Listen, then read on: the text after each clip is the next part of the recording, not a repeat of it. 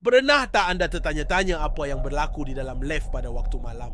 Kisah misteri ini berlaku di sebuah flat yang didiami seorang lelaki bernama Pak Mail.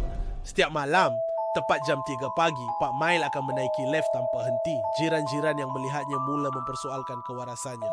Namun, apabila ditanya, jawapan Pak Mail cukup mengejutkan. Saya perlu temankan saya sedang, katanya dengan nada perlahan. Kalau saya tak ikut, dia akan menangis. Misteri ini menjadi semakin gelap apabila lift tersebut mengalami kerosakan. Ketika teknisien membuka panel lift untuk pembaikan, mereka menemui sesuatu yang mengejutkan. Sehelai baju kanak-kanak. Siasram polis mendahkan Fawa 3 tahun lalu seorang kanak-kanak dilaporkan hilang di flat tersebut. Dan orang terakhir yang dilihat bersamanya ialah Pak Mail.